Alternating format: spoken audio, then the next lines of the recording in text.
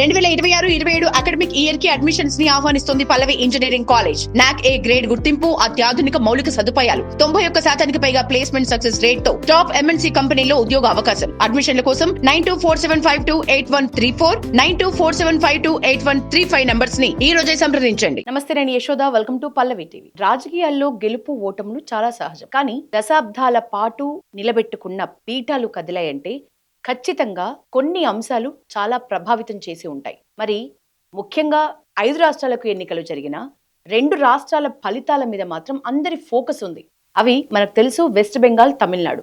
మరి వీళ్ళకి కలిసొచ్చిన అంశాలేంటి, ఓడించిన వాళ్ళకి ఓటమికి గల కారణాలేంటి తెలుసుకునే ప్రయత్నం చేద్దాం. రాజకీయ విశ్లేషకులుగా 10 ఏళ్ల సుదీర్ఘ అనుభవం ఉన్న చిట్టిడి కృష్ణారెడ్డి ఈరోజు మన స్టూడియోలో ఉన్నారు. సార్ నమస్తే. నమస్తే అండి. బాగున్నారా సార్? బాగున్నానండి, మీరు ఎలా ఉన్నారు? సార్ బాగున్నాను సార్, థ్యాంక్ యూ. ముఖ్యంగా ఫస్ట్ వెస్ట్ బెంగాల్ గురించి మాట్లాడితే సార్, నిజానికి అక్కడ ఎక్కువ ప్రభావితం చేసింది సర్ అని అంటే మీరు ఒప్పుకుంటారా?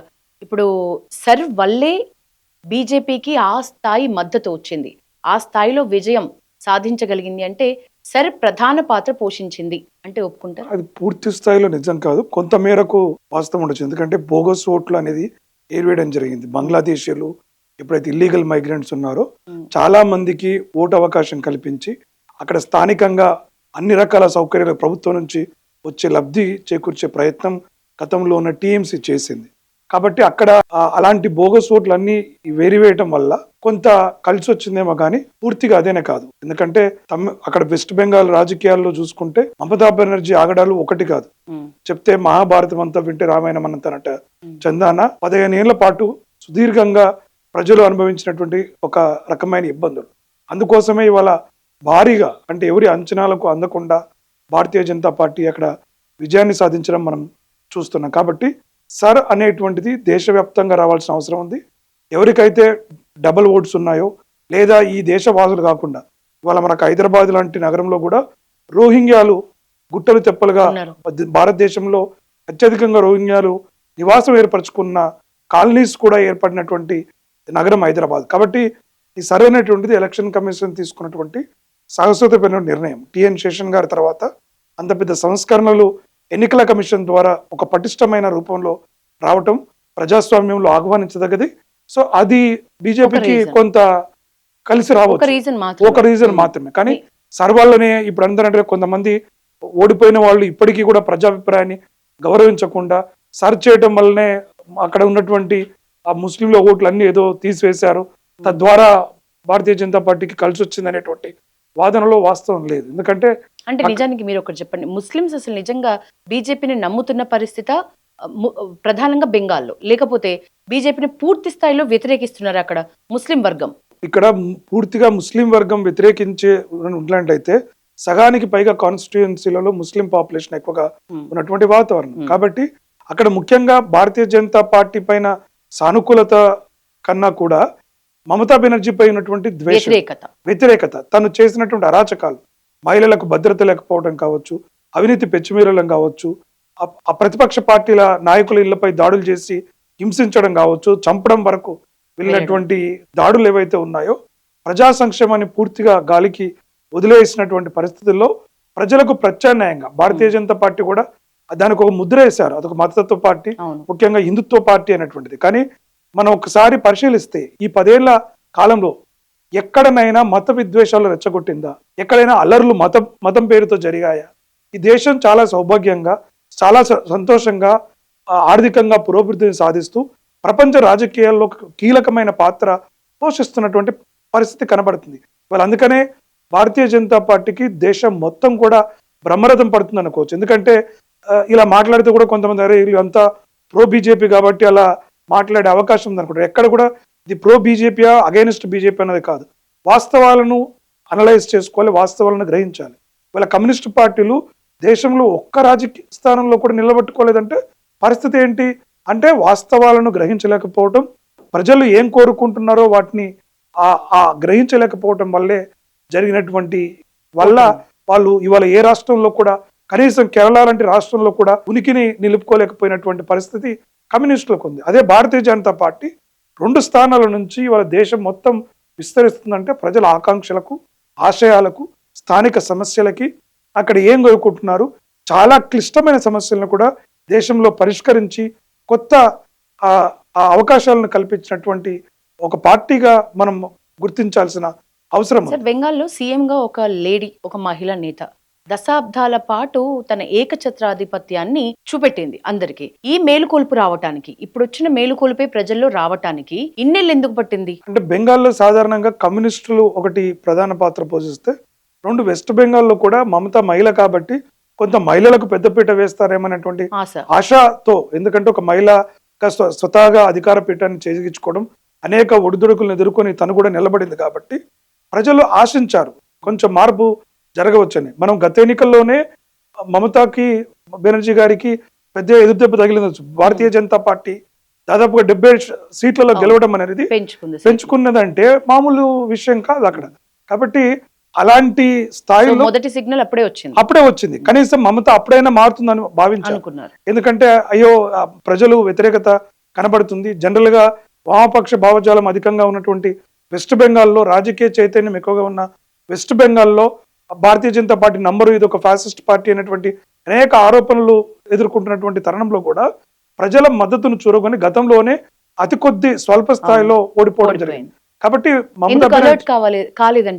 మమతా బెనర్జీకున్న అతి విశ్వాసం, తనకు ఉన్నటువంటిది ఏంటంటే తను ఎప్పుడు కూడా ఇక్కడ ఈ మైనార్టీ అపీజ్మెంట్ పాలిటిక్స్ చేస్తూ అక్కడ ఉన్నటువంటి వాళ్ళు, అక్కడ ముస్లిం మైనార్టీలు కొన్ని కాన్స్టిట్యూయన్స్లు ఎక్కువగా ఉన్నారు కాబట్టి ఖచ్చితంగా తనే నిలదొక్కుంటానటువంటి ఒక మొండి పట్టుదల అనండి, మొండి ధైర్యం అనండి, లేదా అతి ఆత్మవిశ్వాసం అనండి, ఇలాంటి వల్ల అక్కడ మమతా బెనర్జీ పూర్తిగా పట్టుకొలిపోయింది. లేకపోతే మహిళ పైన అత్యాచారం జరిగి చంపివేస్తే జరిగితే కూడా అంత స్థాయిలో స్పందించకపోవడము, నేరం చేసినటువంటి వారికి, నిందితులకి శిక్షించకపోగా వాళ్ళకి మద్దతు తెలుపుతున్నట్టుగా కనపడింది. ఇవాళ వారి విజయం కూడా, వారి తల్లిగారి విజయం కూడా మనకు చాలా స్పష్టంగా చూస్తే సార్, నిజంగా ఈ గెలుపు కంటే ఎక్కువ ట్రోల్స్ ఈ అర్జికర్ ఆ లేడీ వాళ్ళ మమ్మీదే ట్రోల్స్ ఎక్కువ. అంటే మోడీ షేర్ చేసుకోవడం గానీ తన తల్లితో స్టేజ్, ఆ అమ్మాయికి సంబంధించి ఇప్పుడు స్వర్గం నుంచి వాళ్ళ అమ్మను హత్తుకున్నట్లు ఆ రీల్స్ చూస్తుంటే నిజానికి గూస్ బంప్స్ వస్తున్నాయి. అసలు అంటే మమత ఇది ఎక్స్పెక్ట్ చేయలేదు. మీరు ఇందాక అన్నట్లు అతి విశ్వాసం ఆమెకు ఎక్కువ మొండి పట్టుదల ఒకటి ఉంది, కరెక్టే. కానీ ఒక మహిళగా తన మెంటాలిటీ, ఇప్పుడు మీరు ఇందాక అన్నట్లు ముందులో రోహింగ్యాలు ఈ దేశ చొరబాటు అవ్వడానికైనా, ఒక మంచి పాకిస్తాన్ నుంచి ఎవరు వచ్చినా, ఇప్పుడు మీరు అన్నారు మన హైదరాబాద్ దాకా రాగలుగుతున్నా అక్కడ ప్రధాన దారి పడుతుంది బంగ్లాదేశ్ నుంచి అని అంటారు. సో ఆమె మైండ్ సెట్ ఏంటి సార్? అంటే ఏమని మైండ్ సెట్ ఆమెది? ఆమెకి ఎలా ఉన్నా అధికారం తన చేతుల్లో ఉండాలి, ఏ రకంగా అధికారాన్ని అందిపుచ్చుకుంటామనేది అనవసరం. కాబట్టి ఆ బంగ్లాదేశ్ చొరబాటుదారులు వచ్చినా సరే అక్కడ పేదరికంతో ఇవాళ వెస్ట్ బెంగాల్ దేశంలో వెనకబడిన ఒక రాష్ట్రంగా ఉండడానికి కారణం కూడా వామపక్ష భావజాలం కలిగిన పార్టీలు పరిపాలన చేయడం, తర్వాత టీఎంసీ చేతుల్లో రాష్ట్రం వెళ్ళిపోవడంతో ఎంతో అభివృద్ధి చెందాల్సినటువంటి రాష్ట్రం కూడా ఇంకా కొంత వెనకబడి ఉందన్న విషయంలో లేదు. కాబట్టి మమతా బెనర్జీకి ముఖ్యంగా ఏంటంటే ఈ ముస్లిం మైనార్టీల అపీజ్మెంటు, దేశంలో కూడా తన యొక్క ఉనికిని, తన యొక్క తెలపాలన్నటువంటి ఆకాంక్షతో చేసినటువంటిదే తప్ప తను ఎప్పుడు కూడా ఆ అతి విశ్వాసంతో ఈ రియాలిటీని చూడలేకపోయింది. మీరు అన్నట్టుగా ఒక మహిళ పైన అత్యాచారం జరిగి చంపివేయడం జరిగినప్పుడు కూడా తను స్పందించాల్సింది. ఒక మహిళగా సాటికి మహిళకు అన్యాయం జరుగుతున్నప్పుడు తన ప్రతిస్పందన కూడా బాగలేదు.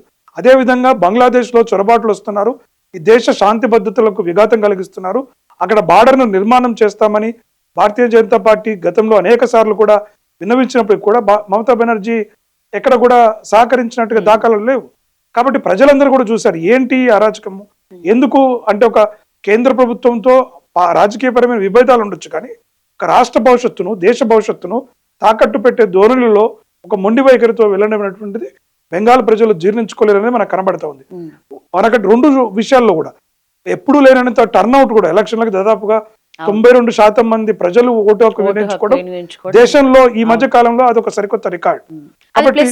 ఖచ్చితంగా ప్లస్ అయింది. అంటే ఎందుకంటే అధికార పార్టీ పైన ఉన్న వివక్ష, అంటే వ్యతిరేకత ఏదైతే వస్తుందో, వ్యతిరేకతను, యాంటీ ఇన్కంబెన్స్ ఏదైతే ఉందో అదంతా కూడా ఓట్లన్నీ కూడా ఓట్ల రూపంలో ఇక్కడ ప్రజలకందరికీ కూడా కసి ఉంది. చాలా మందికి ఇక్కడ అంటే కొంతమంది దేశంలో ఉన్న నలుమూలల ప్రాంతాల నుంచి కూడా వెళ్ళారు. దాంట్లో ఒక భాగం సార్ కూడా కావచ్చు. కొంత రూమరు మమతా బెనర్జీ లాంటి వాళ్ళు క్రియేట్ చేశారు. ఉమ్, ఒకవేళ మీరు ఓటు వేసుకోకపోతే, ఉమ్, మీరు కనుక రాకపోతే మీరు ఇంకా అసలు మిమ్మల్ని ఇక్కడ కౌంట్ చేయదు భారతీయ జనతా పార్టీ. ఉమ్. ఒకవేళ వారు కనుక అధికారంలో వస్తే మీ భవిష్యత్తులు అని అనేక రకాల భయాందోళనలకు గురి చేసే ప్రయత్నం కూడా వారు తన చేశారు. గొయ్యి తనదే తవ్వుకున్నట్లుగా అయిపోయింది. ఎస్, పరోక్షంగా తన గొయ్యి తానే తవ్వుకున్నట్టుగా అయిపోయింది. ఇవాళ బెంగాల్ ప్రజలు చాలా ఊపిరి పీల్చుకున్నారు ఒక్కసారిగా.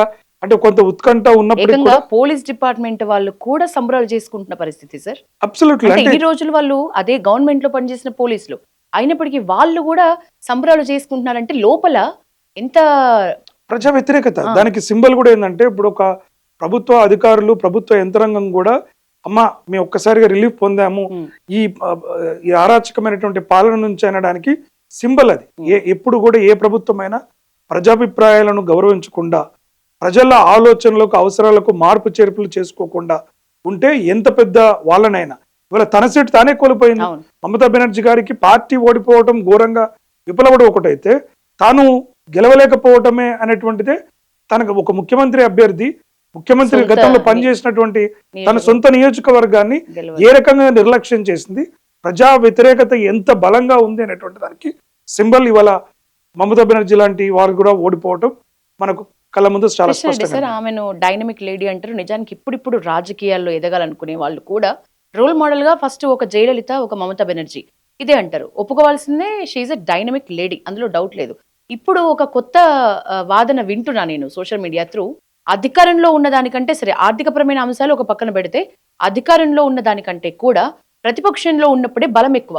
ఇప్పుడు నిజానికి బీజేపీ ఏదో వాళ్ళని వెంటబడుతుంది, వాళ్ళని అది చేస్తుంది, ఇది చేస్తుంది, అంత సినిమా ఏముండదు. ఎందుకంటే ప్రతిపక్షంలో ఎవ్వరికీ లేనంత ప్రతిపక్షము అక్కడ ఉంటది. అంత స్ట్రాంగ్ ప్రతిపక్షము బీజేపీకి అక్కడ ఎదురయ్యబోతోంది. కాబట్టి అంత తేడా ఏముండదు అనే వాదన వింటున్నా. మీరు ఎట్లా చెప్తారు దీని గురించి? లేదు, ఇప్పుడు అంటే అధికారం పోయిన తర్వాత ప్రజా సంక్షేమ విషయంలో కావచ్చు, భారతీయ జనతా పార్టీ ఎలక్షన్స్ లో కూడా చాలా క్లియర్ గా చెప్పింది ఏంటంటే, ఫస్ట్ మేము ప్రయారిటీగా బంగ్లాదేశ్ బార్డర్ ఏదైతుందో దాని నిర్మాణం పూర్తి చేస్తాం, మనకు ఫెన్సింగ్, బౌండరింగ్ వాల్ అనేటువంటిది కంప్లీట్ చేస్తాం అన్నట్టు చెప్పింది.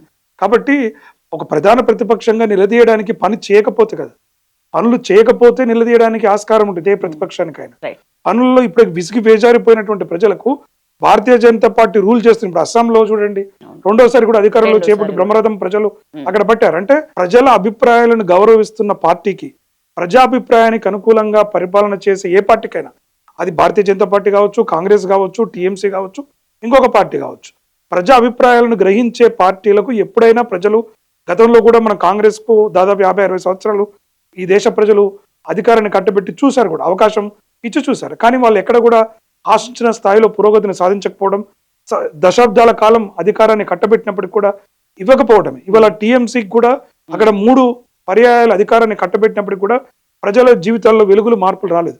కాబట్టి భారతీయ జనతా పార్టీకి కూడా అంత బ్రహ్మాండమైన మెజార్టీ వచ్చింది. కాబట్టి ఎక్కడ కూడా అంత ఇబ్బంది పడిపోయి మమతా బెనర్జీ అధికారంలో ఉండి అరాచకాలు చేయించింది, పోలీసు వాళ్ళ చేత కూడా అక్రమ కేసులు పెట్టించింది, దాడులు చేపించింది, మిగతా గుండాయిజం అనేది పెరిగిపోయింది, ప్రతిపక్ష నాయకుల వెంబడ భారతీయ జనతా పార్టీ కార్యకర్తలు అయితే ఒకవేళ ఓడిపోతే అన్న ఊహ తలుచుకుంటేనే చాలా మంది భయపడ్డారు. నాకు తెలిసిన మిత్రులు కూడా చాలా మంది వెస్ట్ బెంగాల్ ఉన్న వాళ్ళని అడుగుతున్నారు, ఒకవేళ కనుక భారతీయ జనతా పార్టీ ఈసారి ఓడిపోతే ఎన్ని శవాలు వేస్తాయో, మమత అంత ఘోరంగా పగ తీర్చుకునే అవకాశం ఉంది, అంత నిరంకుశంగా వ్యవహరిస్తుంది.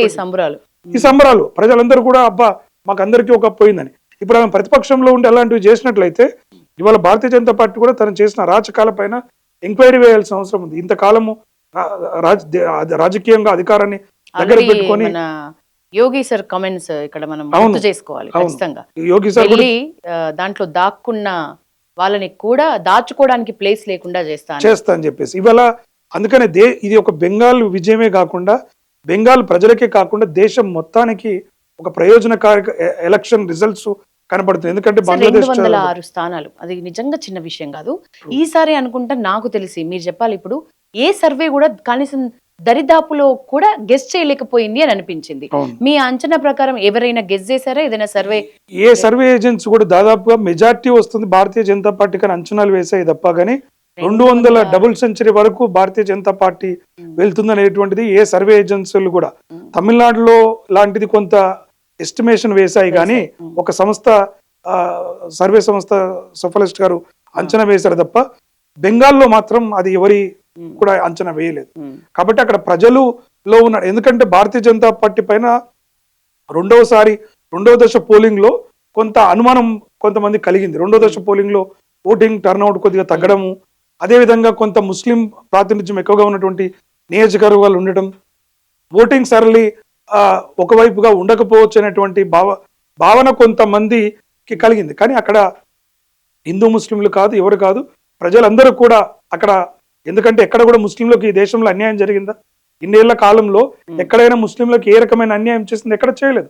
వాళ్ళ బాబరీ మసీద్ కూడా వాళ్ళు పునర్నిర్మాణం చేసుకుంటే పరిస్థితి, రామాలయం అవుతుంది, అక్కడ బాబరీ మసీద్ అవుతుంది. సో అన్ని రకాల క్లిష్ట సమస్యలకు పరిష్కారం చూపించి యాక్చువల్ గా అన్ని రకాల ప్రజలకు, ఎక్కడ మైనార్టీకి ఇబ్బందులు లేకుండా, మెజార్టీ ప్రజల మనోభావాలకు ఇబ్బంది లేకుండా అందరినీ ఒక కలగొలుపుగా తీసుకెళ్తున్నటువంటి పార్టీగా ఉంది. కాబట్టి ఇవాళ దేశం మొత్తం విస్తరించగలదు. లేకపోతే దేశంలో ఇన్ని రాష్ట్రాల ప్రజలు అమాయకులు కారు కదా. ఏదో ఒక మతాన్ని ఒక అంచనా వేసి చూయించిన మాత్రాన అభివృద్ధి లేకుండా కేవలం ఏదో ఒక మాట చెప్పేస్తే వెళ్ళేటువంటి అమాయకపు ప్రజలు ఈ కాలంలో, ఈ ఏఐ రోబోటిక్స్ ఉన్నటువంటి టెక్నాలజీ కాలంలో అమాయకులు ఎవరు లేరు. ప్రజలు విజ్ఞతతో ఆలోచించే ప్రజాస్వామ్యాన్ని బతికిస్తున్నారు.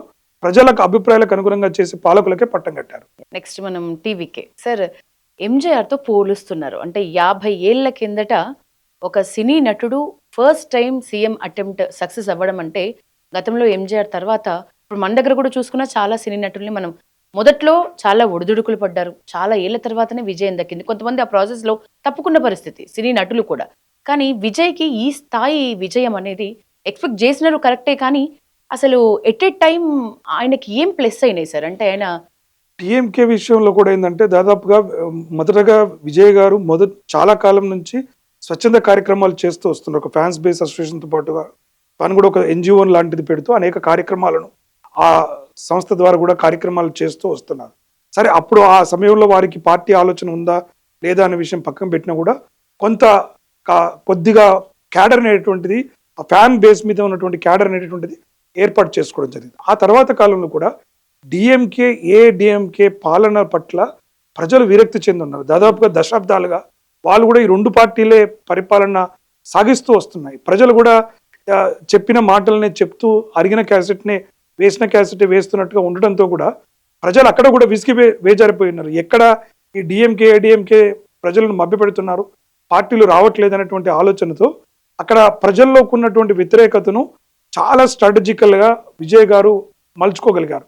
అంటే అక్కడ హామీలను, అభివృద్ధిని, అంటే అక్కడ వెల్ఫేర్ స్కీమ్స్ కావచ్చు, అభివృద్ధిని రెండింటిని మేళవించి చేసుకెళ్లే కార్యక్రమాలను తీసుకురావడానికి ముఖ్యంగా మహిళలు, దళితులు, యువత పెద్ద ఎత్తున విజయ్ని సపోర్ట్ చేయటం జరిగింది. విజయ్కి అతని యొక్క ఆలోచన సరళిపైన కానీ తాను తీసుకున్నటువంటి సామాన్య వ్యక్తులను, వాళ్ళ మనం చూసుకుంటే తమిళనాడులో కూడా ఒక డ్రైవర్ని నిలబెట్టి గెలిపించినటువంటి పరిస్థితి.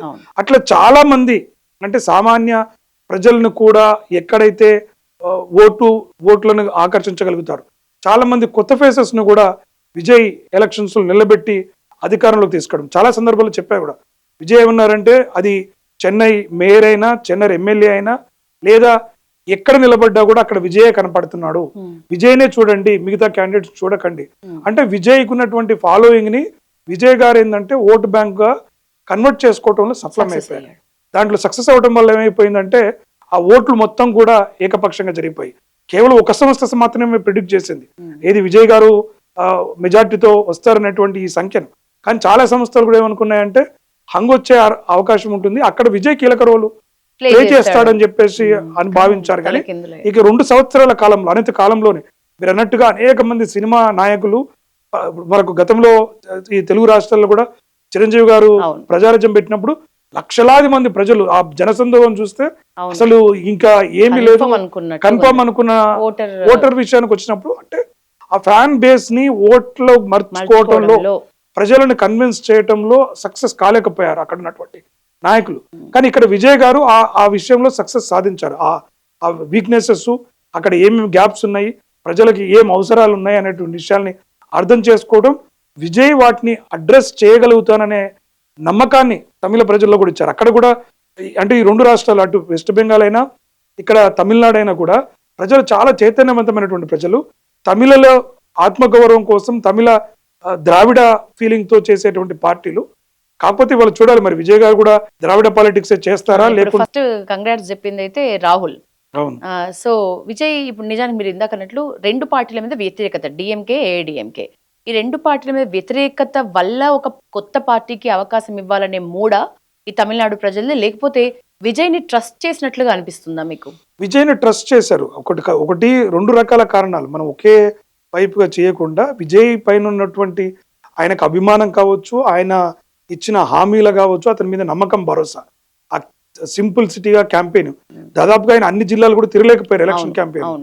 అయినప్పటికీ కూడా ప్రజలు వారిని ఆదరించినప్పుడు నమ్మకం ఒకటి చాలా స్పష్టంగా కనబడుతుంది. రెండు, వ్యతిరేకత. రెండు పార్టీలలో విసిగిపోయి అక్కడ, ఎందుకంటే గతంలో ఇద్దరు ముఖ్యమంత్రులు ఏఐడిఎంకేలో ఉన్నటువంటి పన్నీర్ సెల్వం గారు కూడా అక్కడ గతంలో ముఖ్యమంత్రిగా పనిచేసినటువంటి వాళ్ళు ఉన్నారు. వారి పరిపాలన కూడా చూడడం జరిగింది, స్టాలిన్ ని కూడా పరిపాలన చూడడం జరిగింది.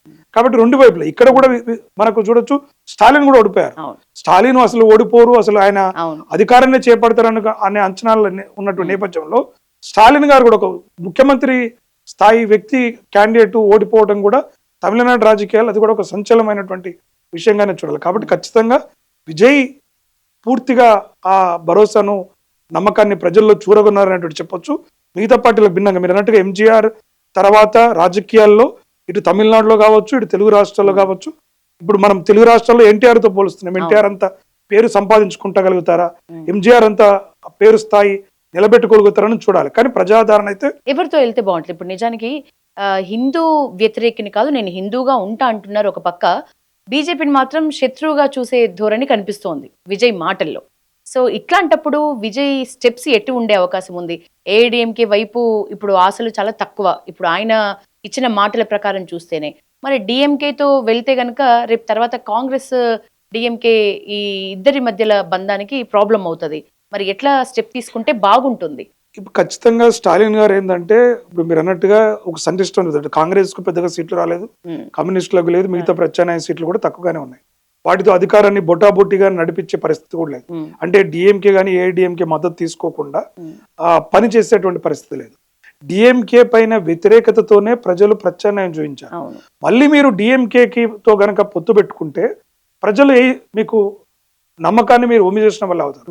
కాబట్టి ప్రత్యామ్నాయంగా వారికి ఒక స్థిరమైన ప్రభుత్వాన్ని ఏర్పడాలన్నా కేంద్రంతో సఖ్యతతో ఉండి, తమిళనాడు రాజకీయాలు ఎప్పుడు కూడా కేంద్ర ప్రభుత్వాలతో సఖ్యతతో నెలకొని రాష్ట్ర అభివృద్ధికి పాల్పడినటువంటి కాబట్టి ఇవాళ ఏఐడిఎంకే ఎన్డీఏలో భాగస్వామ్య పక్షంగా ఉంది. కాబట్టి ఇప్పుడు భారతీయ జనతా పార్టీ ఎక్కడ మనోభావాలు దెబ్బతీస్తుంది, ఎక్కడ ఏం చేయట్లేదు. కాబట్టి ఆ సహజంగా ఉండే ప్రజలు, దేశ ప్రజల యొక్క ఏ రకంగా ముందుకు వెళ్తున్నారు అనేటువంటి విషయం చూడాలి. తమిళనాడులో కూడా దాదాపుగా 10% ఓట్లు వచ్చాయి, తక్కువేం రాలేదు.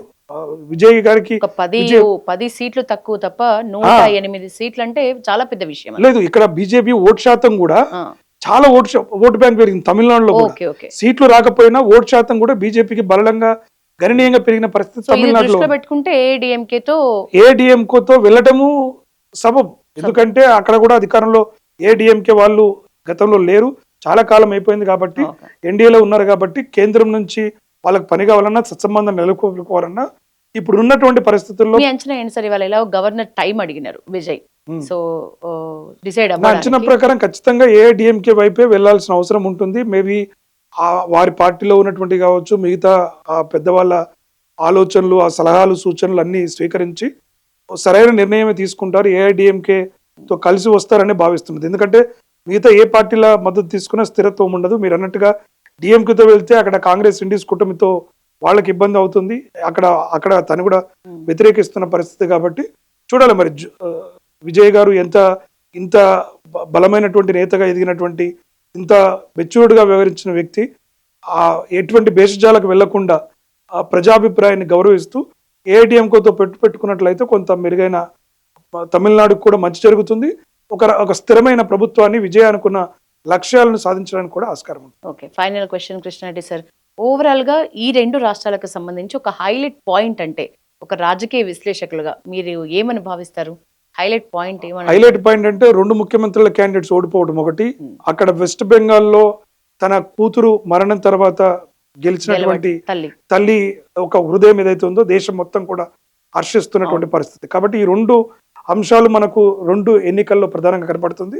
మూడవది కమ్యూనిస్టులు ఈ దేశంలో లేకుండా పోతున్నారు. ఆపరేషన్ కగార్ తర్వాత ఏదైతే బూజుపట్టిన సిద్ధాంతాలు ఆచరణకు అమలు కానిది ప్రజల అభిప్రాయాలకు మార్చుకునేటువంటిది దేశంలో ఏ రాష్ట్రంలో అధికారం లేని సిద్ధాంతాన్ని ఇప్పటికైనా వామపక్షజాలం వదిలి ప్రజాస్వామ్యబద్ధమైనటువంటి ప్రజాస్వామ్యుతమైనటువంటి పరిపాలనలో భాగస్వామ్యం కావాలని కూడా ఈ ఎన్నికలు మనకు చెప్తున్నాయనేటువంటిది భావించు. Thank you sir for your valuable time. Thank you.